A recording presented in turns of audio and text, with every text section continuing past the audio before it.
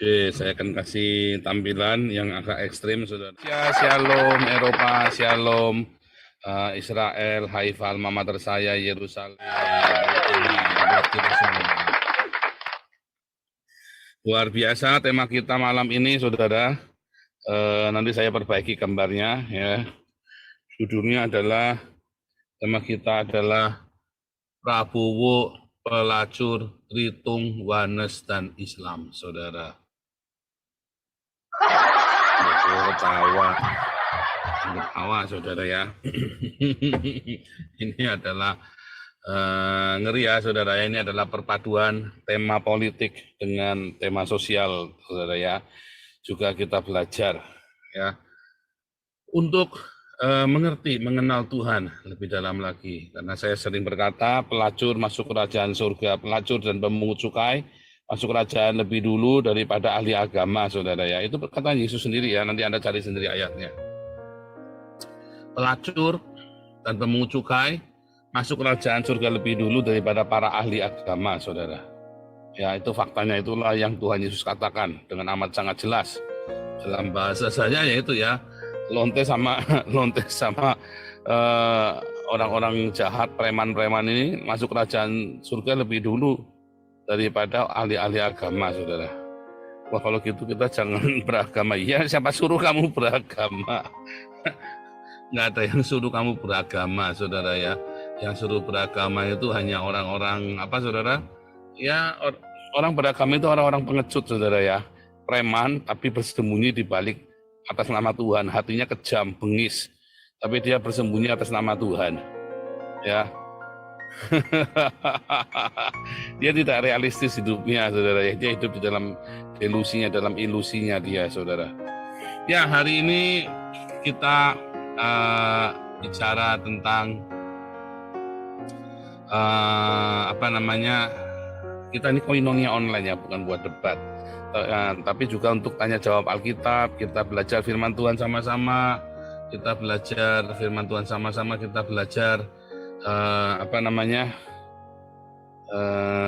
Bible study ya, tanya jawab Alkitab.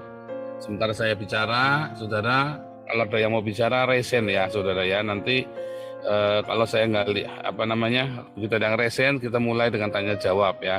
Saya berharap Anda semua bisa tanya jawab ya, karena banyak sekali penyesatan-penyesatan yang dilakukan oleh para ahli agama, teolog-teolog, bahkan orang Kristen sendiri, saudara ya. Dia melakukan banyak sekali penyesatan. Saya berharap Anda semua di sini bisa bertanya ya kepada saya, dan kita akan menjelaskan, belajar sama-sama firman Tuhan bagaimana seharusnya. Oke ya. Nah, saudara, di gambar Anda ini adalah sebuah lokalisasi ya, tempat pelacuran. Mereka itu ditaruh di dalam sebuah kamar, lalu kamar ini ada kacanya gede kayak akuarium, saudara ya. Jadi Anda kalau mau pergi ke sana itu nanti masuk, nanti dipajang, ini termasuk kecil ya. Saya pernah masuk yang besar, saudara ya.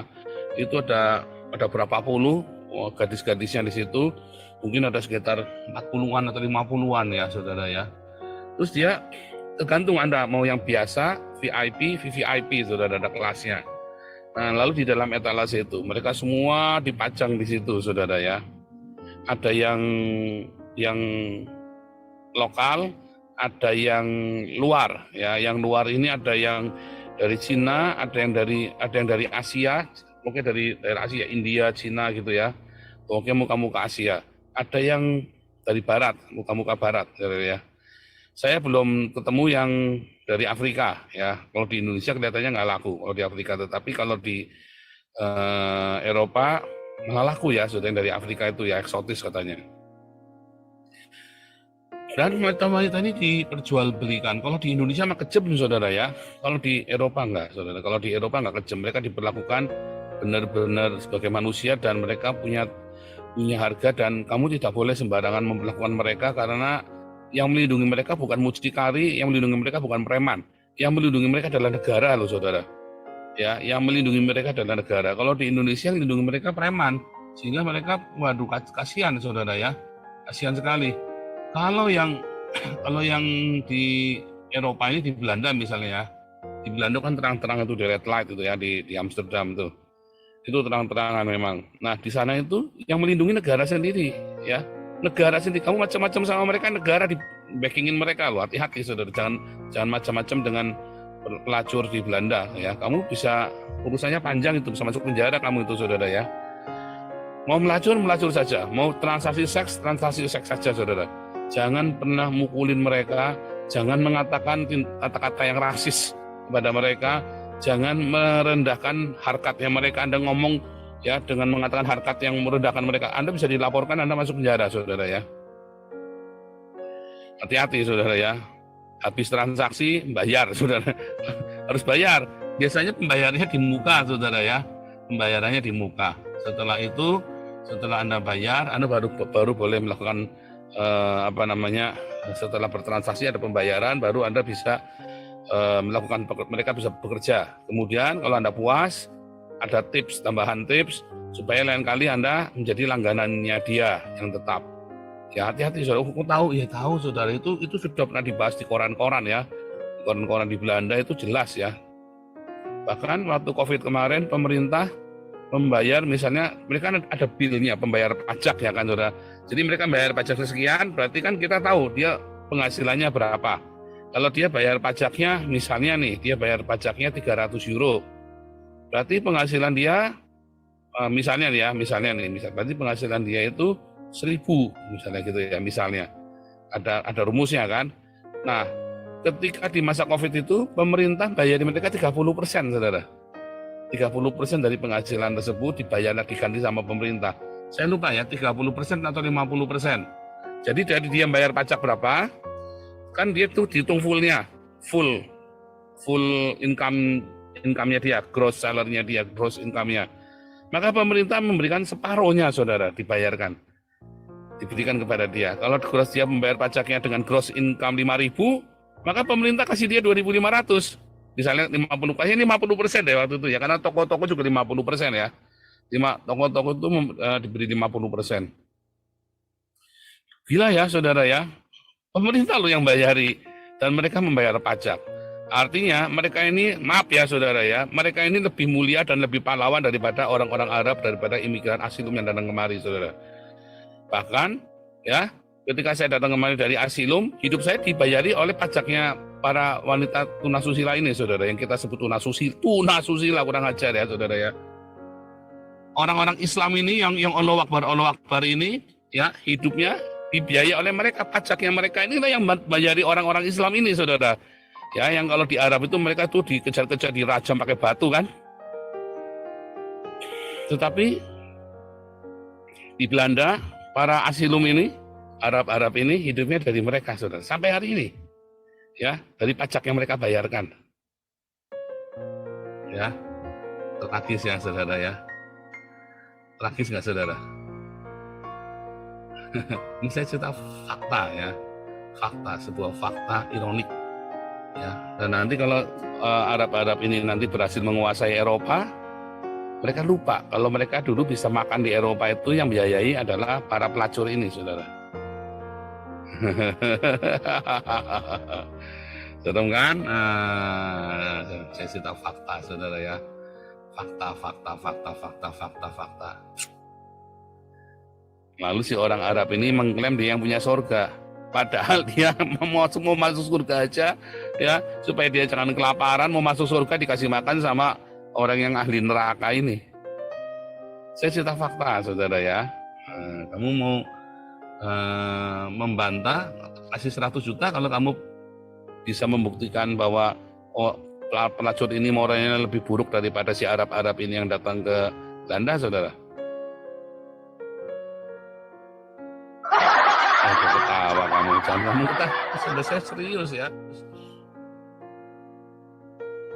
Serius. Ya, ini nilai ginting Islam mana peduli dengan fakta, ya. Memang mereka nggak peduli. Itu makanya saya bilang nggak tahu diri. Ini agama yang tidak tahu diri, ya, agama yang tidak tahu diri. Tetapi bukan hanya itu saja, ya. Saya lupa, ya, saya cerita ke Anda kapan nih? Saya pernah cerita di Mbun Pagi atau kapan, ya?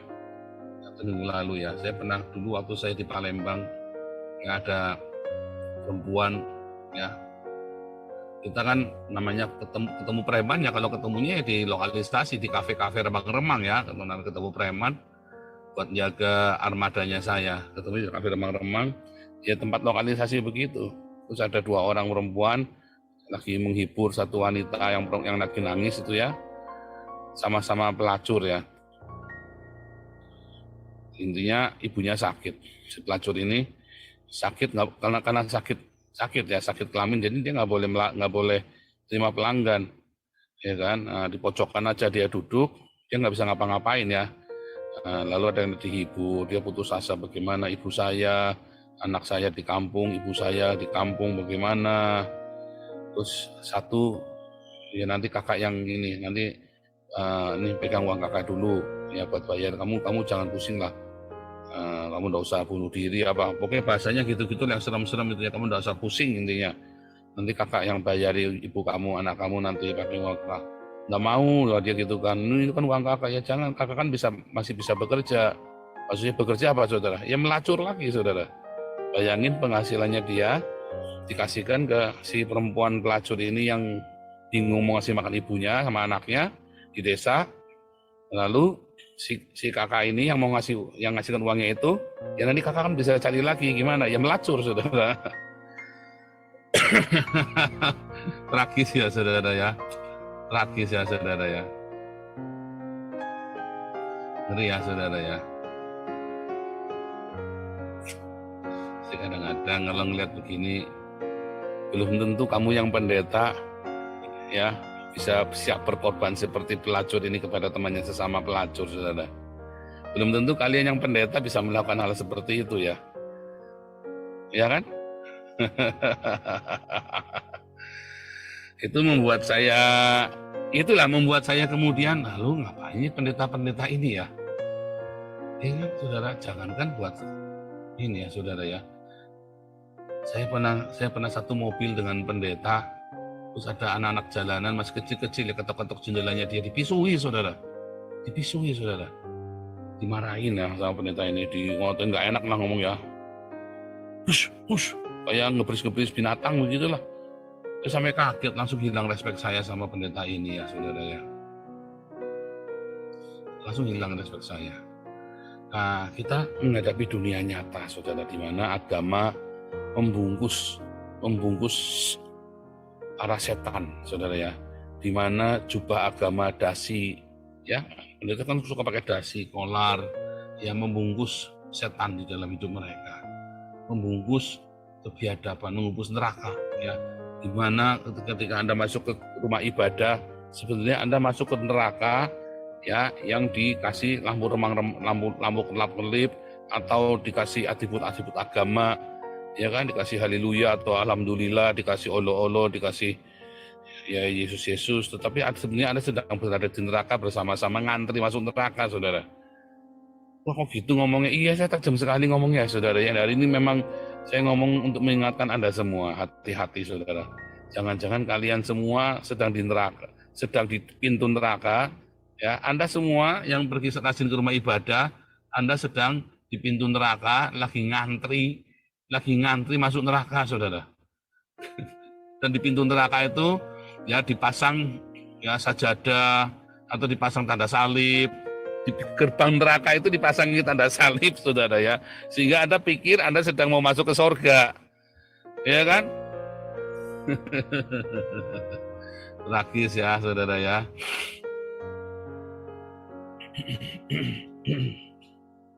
Ngeri ya saudara ya. Nah itulah yang terjadi. Bagaimana bisa Pak? Ya bisa saudara ya, nanti kita cerita ya. Oke, teman-temannya mau resen dulu boleh ya saudara, kita mau tanya jawab. Dan saudara, ada satu hal yang menarik juga saudara ya. Ketika Anda mengharapkan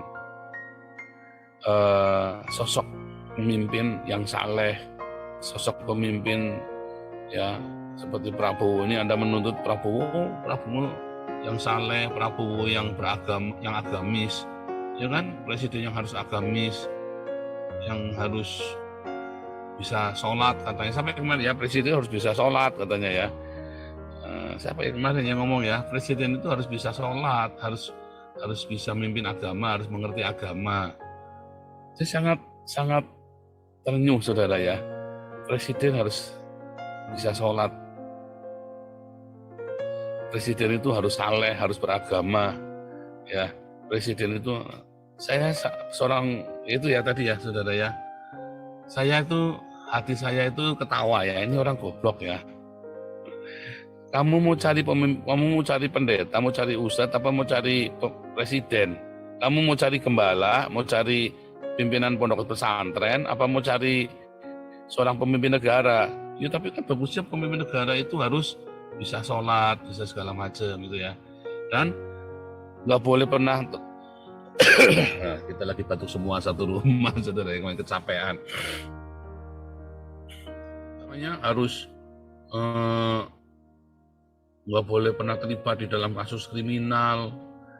Sampai hari ini Pilpres sudah selesai, isunya yang dihembuskan masih begitu ya saudara ya, masih isu-isu yang bahwa presiden ini kriminal, presiden ini pelanggar HAM dan seterusnya, yang bahkan sudah 4 kali ganti presiden saja nggak ada yang berani menjarain Prabowo. Saya tidak sedang mengeluh-elukan Prabowo, enggak ya saudara ya, tidak ya. Tetapi kita lagi cerita bahwa ya bagaimana kemunafikan para hamba-hamba Tuhan, para pendeta, ya karena ini kita karena kita cerita sedang di koinonia online ya. Kalau kita Senin sampai Jumat kita ceritanya orang Islam. Kalau hari Minggu ya kita ceritanya kita sendiri ya kan. Bagaimana kita ini berkedok alim ulama, berkedok kesalehan dan berbahasa orang kenceng-kenceng, padahal yang kita suarakan sebenarnya jeritan dari neraka saudara. Ya kan? Banyak pendeta-pendeta ngajari Anda, ayo berbahasa roh, ayo berbahasa roh, ayo berbahasa roh. Padahal yang sedang diteriakan adalah apa? Bukan bahasa roh tapi jeritan dari neraka saudara ya.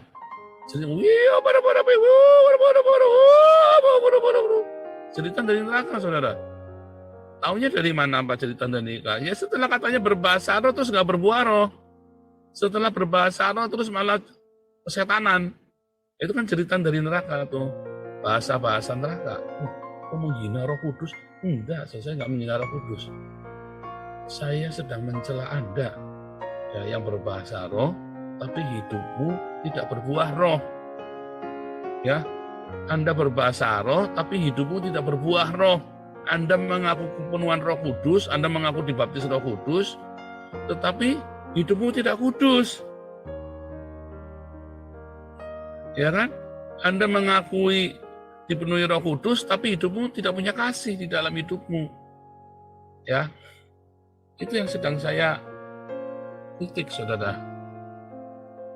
Ya kan? Nah, makanya kita Anda sama ya, orang Tritunggal Oneness, orang Islam beragama itu ya. Anda lihat ya orang-orang yang rajin debat Tritunggal Oneness, saling mencaci maki, termasuk debat sama orang Islam yang akhirnya terus Anda kontok-kontokan, tapi nggak ada buahnya, nggak mengejar buah. Ingat, hidup mereka ya kacau, sudah nggak benar semua. Ya, nah, makanya tema kita ini Prabowo, pelacur Tritung Oneness dan Islam. Hidupmu tidak benar saudara, ya hidupmu tidak benar, hidupmu kacau balau. Lalu Anda mau ngarep-ngarep masuk surga begitu, ditanya buahnya cuma bisa nunjukin buah dada dan buah sakar.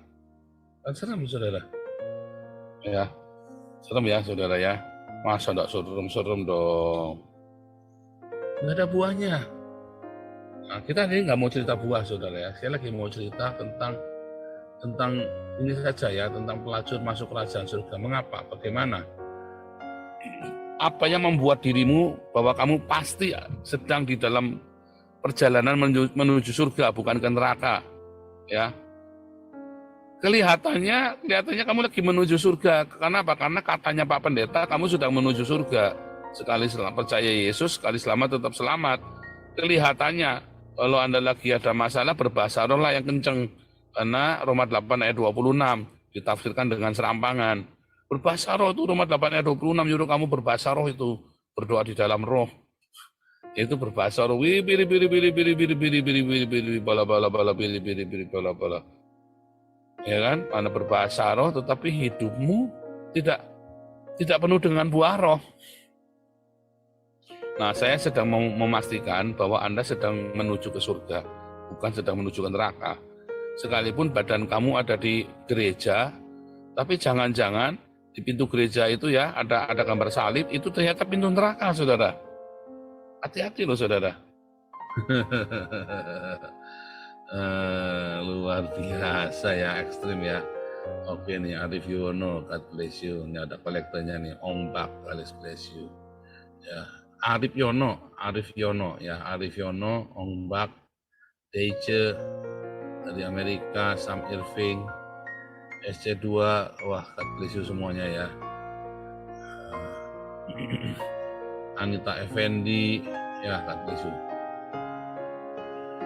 Nah, pastikan saudara, kalau Anda itu sedang dalam perjalanan menuju ke surga, bukan ke neraka, dengan segala atributmu.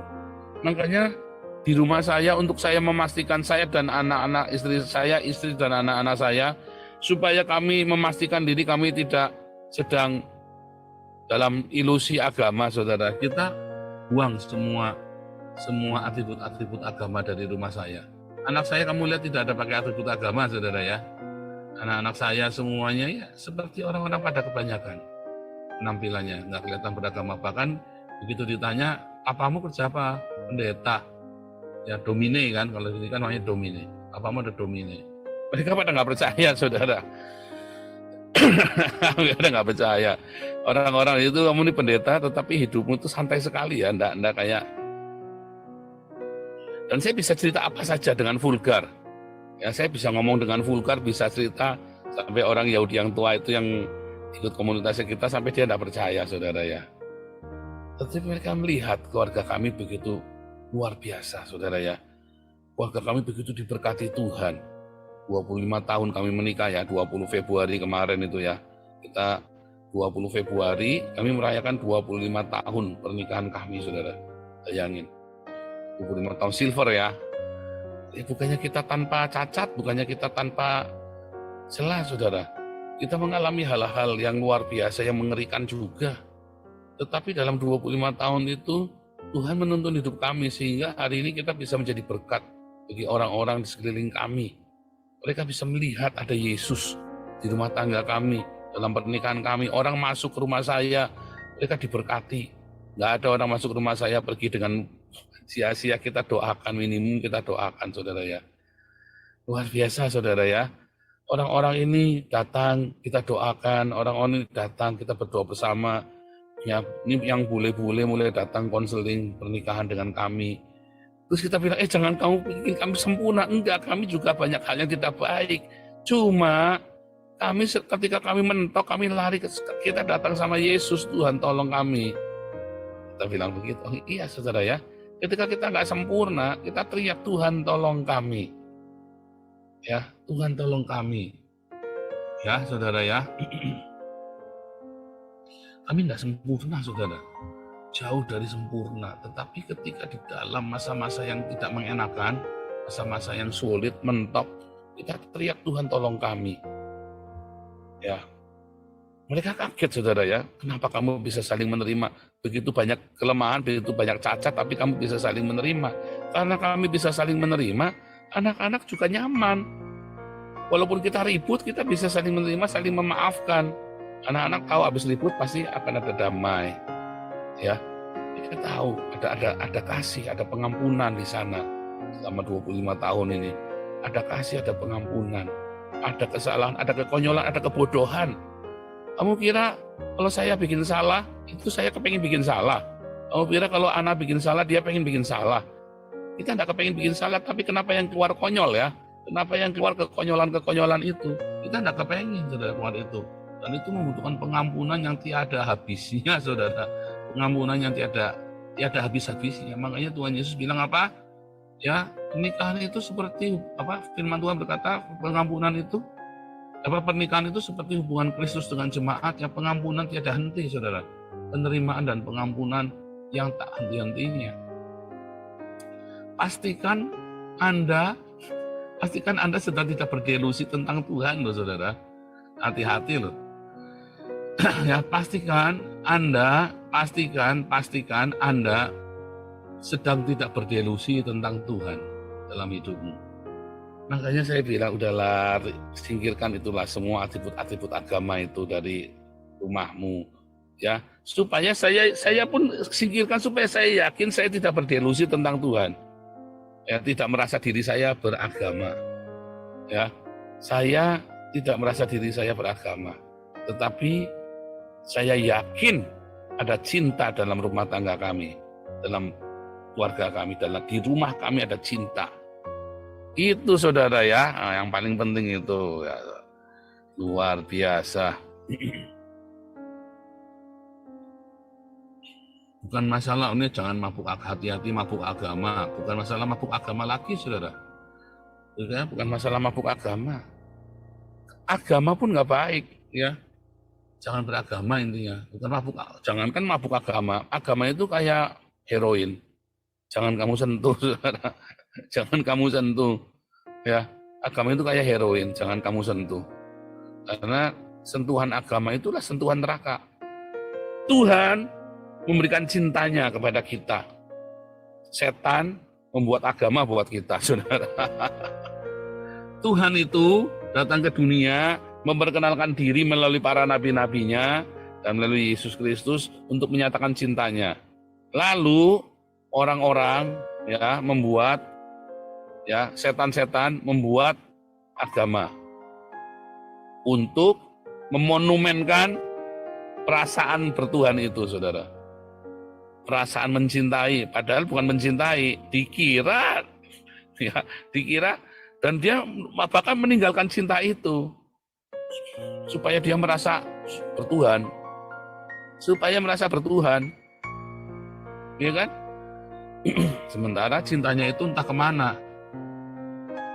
Ya kan? Itu yang terjadi. Itu fakta yang saya ngomong ya. Mana nih, nanti kalau udah giliran mau habis-habis pada nanya nih. Sekarang pada nggak nanya nih. Waduh, nanti kita